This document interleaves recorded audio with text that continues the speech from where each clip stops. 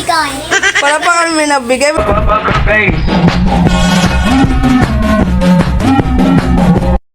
Didi Rafael, tita. Tata, opo, tata. Hi guys, for today's video is my video. Tara samahan niyo naman ko sa panibagong araw kung kasi alam naman natin ngayong araw is November. Ngayong buwan pala is November. Araw ng mga taong minamahal natin na namayapa na. Yan guys, kung nakikita nyo marami na nagpakaano ng mga kandila.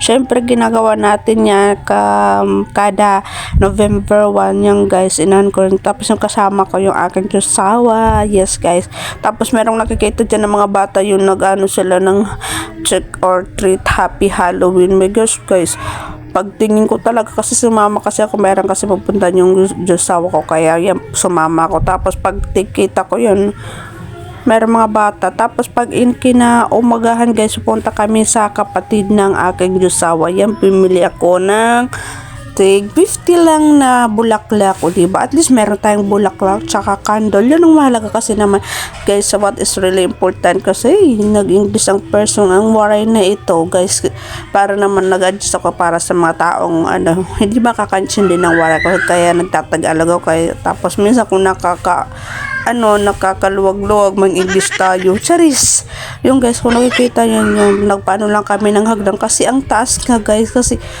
ngayon ko lang na-realize na dito pala sa sa Cavite yung yung mga cemetery yung pataasan pala.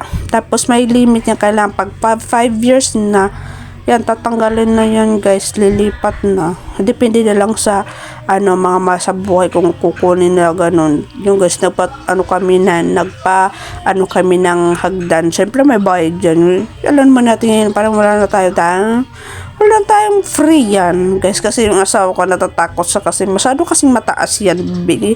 Kaya ganun yun sa mga sa probinsya, ganun yung ginagawa ko.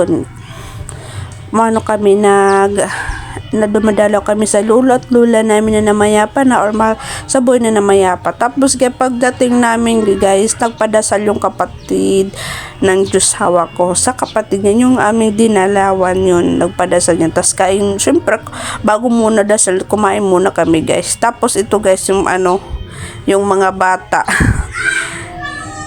yan sila, kung makikita nyo guys, yung meron sa sinasabi mamaya ko guys. Di ba pumunta na kayo kanina dito? Hindi. Wala pa kami nabigay.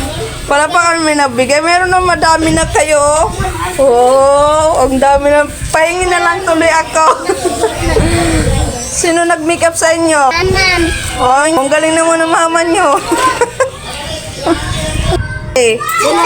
Baka ayun guys, kapag kinabihan yung mga bata yung trick or treat, alam mo naman natin ginawa nilang Pasko ba yun, pero yan manilang talaga mga bata.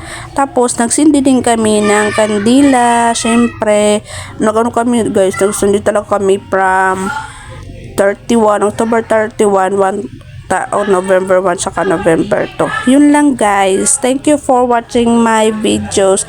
I hope you subscribe my new channel. Yun lang po. Thank you guys.